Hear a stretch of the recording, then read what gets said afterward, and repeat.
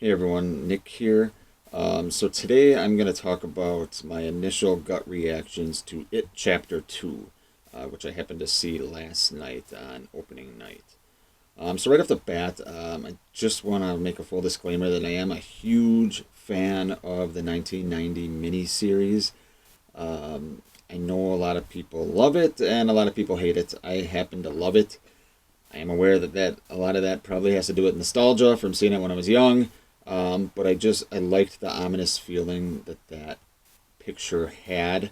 I'm not blind; it has tons of issues, but I am a big fan of that. So I tried to go into it chapter two with a really open mind. I really wanted to enjoy this film. I was trying not to be the old man on the lawn saying films were better back in my day. Blah blah blah. I really wanted to enjoy this. And overall, I did enjoy it. I thought it was very well done. So I'm just going to kind of get into my positives and negatives, and then my overall feeling on it, and go from there. So right off the bat, I want to start off with a few of the negatives, and then we'll get into the positives. So my first negative would be the runtime of the film. This film is almost 3 hours long. There is no reason it should be 3 hours long. There's a lot of scenes that should have been cut. It's a pretty basic, simple story. Kids go back, or sorry, adults go back to fight the monster they fought when they were children. It's pretty simple. It's not Avengers Endgame or anything like that, where you're trying to get tons of things in the movie. So there's no reason it should have been 3 hours long. So that was a kind of a big negative for me. Personally, I didn't want to drink a soda while I was watching the movie because I was scared I was going to have to go to the bathroom. I want to sit and enjoy myself. I don't want to be worried about that. So the runtime, big negative for me. Another negative would be the humor. Now, I am aware it is 2019 and every horror movie is going to have tons of humor in it. That's just the way it is. For me, there was just way too much in your face one-liners in this movie. Way too much. You'd have a tense scene, something would happen, and all of a sudden, boom, someone's yelling a one-liner or screaming the F word, and about half of them were pretty funny. I laughed out loud a few times, but that's not what I want from a horror movie. There's nothing wrong with having some humor in there, but when it's in your face like that, and they're just throwing it in to get the audience in the theater to laugh out loud, that's a problem. So that was a big negative for me there. And then my last negative, it's two negatives actually that kind of go hand in hand. The first one would be Stan's letter. So, spoilers obviously here, but Stan dies and he slits his wrists in the bathtub, doesn't go back to Derry with the rest of the losers, and that's what happens. Happens in the miniseries, happens in the book. But what they did in this movie was at the end, after Pennywise is defeated, all the losers get a letter from Stan where he basically says, he was too scared to go back, but he knew that everybody had to be together, so he killed himself kind of for the greater good. What the fuck is that? That's bullshit. That's trying to tie a character dying into a neat bow. Like, what a hero. I like that Stan.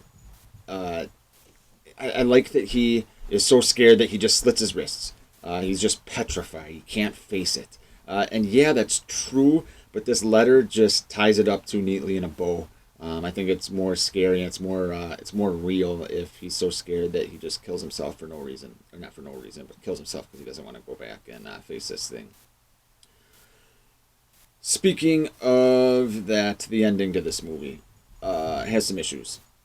So anyone that has seen the miniseries knows that, if you agree with me, which I would assume most people do in this respect, knows that the ending to the miniseries is god awful. Pennywise is a huge spider, terrible special effects, obviously a low budget because it is a made-for-TV miniseries, but the losers basically turn the spider over and rip its guts out. Lame. Here, a little bit better, but not much. So basically, they keep telling Pennywise he's just a clown. They're not scared of him. He shrinks from a big, huge Pennywise all the way to something smaller than them. I think it's Mike puts his hand in there. or puts his hand in Pennywise's body, takes his heart out, and they all kind of smush his heart, crush it, and then he kind of slithers away and he's dead. Also lame. I'm not going to claim to sit here and have an answer on what they should have done. I'm not a creative guy like that. However, this is a multi-million-dollar production. It's 3 hours, like I said. There's so many hands in this, big studios, everything. You're telling me you can't come up with something better than that? I'm aware the book has massive, complicated issues with a big turtle and shit like that. But I just thought they could have done something much better. So I thought that was, like I said, lame. So, got those out of the way. Now we're going to talk about my positives. The number one positive, the thing that kind of showed the most for me in the positives, is the performances by the cast. All the adult losers were spectacular. I believed that they were all their childhood, or the children grown up. I thought they all just did a great job. The guy that played Bill, a lot of these actors I don't even remember their names, with the exception of Bill Hader. But the guy that played Bill, I really believed he was Bill. I thought he did a great job. Same with Eddie. He had a couple one-liners that were funny, even though I said that I hated most of them, and I do hate most of them. But the guy that played Eddie, I liked him a lot better than the guy that played him in the miniseries. I thought he was awesome. Bill Hader, holy shit. So I had heard before I saw this movie that Bill Hader has an awesome performance. Hearing it and seeing it, totally different story. I got to give him massive props. He was hilarious as Richie, believable as Richie. The emotional beats at the end of the story when Eddie dies and Bill Hader's character, Richie, doesn't want to leave him. They have to drag him out of the sewers and out of the house.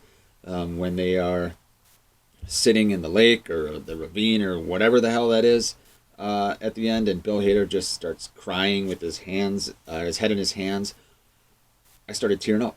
I don't usually tear up at movies, but that just speaks to the performance of Bill Hader. Outstanding job. The chick that played Beverly was great too. The chick that played Mike, also great. Same with Ben. I didn't really believe that was Ben, just because he didn't.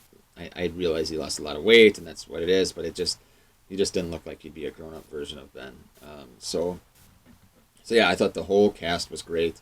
Bill Skarsgård once again knocked it out of the park. I still prefer Tim Curry's performance, but it's a different movie, and Skarsgård, I thought he did a good job. My next positive would be the ominous feeling. So the big thing, the big reason that I like the miniseries was it had an ominous feeling to it that I can't really describe. Chapter 2 had a similar ominous feeling to it, where you just had a sense of dread the whole time. You knew something dark was there, and you're just waiting for it to happen. And I thought they did a good job building up that tension. My next positive would be I don't know if you'd say it's the directing or the video work. I'm not really a technical guy when it comes to filmmaking, even though sometimes I like to pretend I know everything. But the transitions from scene to scene I thought were wonderful. Especially when they were introducing all the losers, when Mike was calling them at the beginning of the movie. It transitioned from one character to the next just brilliantly. And you got to give props to whoever's in charge of that, the editor, director, film, all the filmmakers just did an outstanding job with that. So I thought that was great. My next positive would be the scares. I really wasn't expecting this. So let me back up a little bit. This is kind of mixed. The scares. I'll call it a positive and a negative.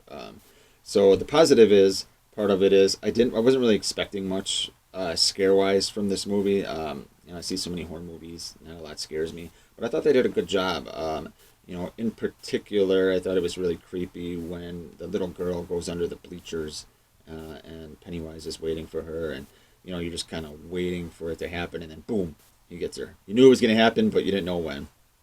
The negative part of the scares I thought there were way too many jump scares. I think jump scares, if used correctly, can be great. But when there's 20 jump scares in a movie, I just think that's lazy. Um, I know that's kind of what the audience expects these days, but that doesn't make it good. My favorite movie of all time is the original Halloween, which you might see behind me. Um, there's very little jump scares in there because it's all tension. You're just waiting for it to happen. And I thought that this movie had a little bit of tension like that, but it was just kind of quickly to the next jump scare, quickly to the next jump scare. So that was kind of bothersome. But overall, I was happy that there actually were some scares in the movie. So so yeah, I enjoyed that there were scares. Now, overall, I felt like I talked a lot about the negatives here more than the positives. So I just want to clarify that overall, I really did enjoy this movie. I thought it was a great horror movie for 2019. You know, there's a lot of hype to this movie. People have been waiting a long time, 2 years for it, since it Chapter 1. And I thought they did a very, very good job overall. You know, I hit all those negative points, and as much as, even though I agree with everything I said, um, I thought the movie was great. I would like to see it again. I'm not going to go in the theaters and see it again because I don't want to sit for 3 hours. But I want to see it again. Let it sink in. These are just kind of my initial thoughts. I highly recommend seeing this movie if you're a fan of Stephen King, who also has a cameo, a pretty funny cameo in this movie. But I would highly recommend this if you're a fan of Stephen King, if you're a fan of it, if you like the miniseries, if you like the book, if you like horror in general. I would recommend seeing this. One of the best horror movies of 2019.